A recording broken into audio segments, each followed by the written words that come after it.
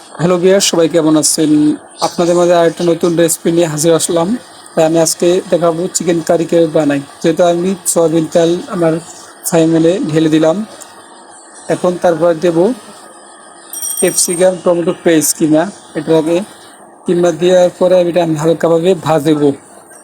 যেহেতু আমি এটা হালকাভাবে ভাজতে আছি, সেক্ষেত্রে আমি এটা ভালো করে ফ্রাই প্যানে ভালো করে ভাজবো। দেখেন,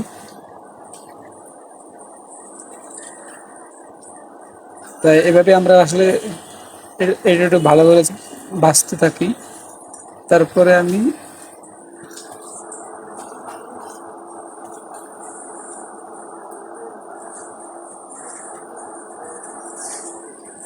যেটা আমার ভাজা কমপ্লিট, এখন আমি চিকেনগুলো দিয়ে দিছি অলরেডি।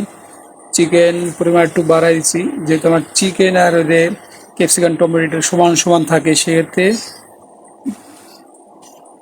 এখন চিকেনটা যদি আমার দেওয়া হয়ে দিতেছে অলরেডি, দেওয়ার পরে আমি এটাকে ভালো করে আবার মিক্স করব।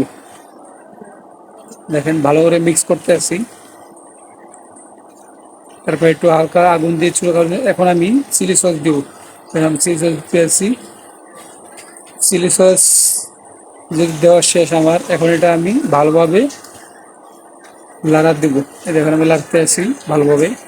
এটা মিশ্রণ করবো ভালোভাবে, মিশিয়ে চুলা একটু পরিমাণ হালকা একটু বাড়ানো থাকবো। বাড়ানোর পরে আমি চুলা এটারে ভালো লাড়াচাড়া করে তারপরে আমরা নামাবো আর কি। এটা ভালোভাবে মিক্স করতেছি।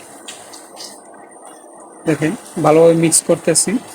এইভাবে আমরা আসলে চিকেন কারিগুলো বানিয়ে থাকি। দেখছেন, খুব শর্টকাটের ভিতরে চিকেন কারি হয়ে গেল। তাই আপনারা বাসায় চাইলে ট্রাই করতে পারেন। এটা একটা মজার একটা টেস্ট।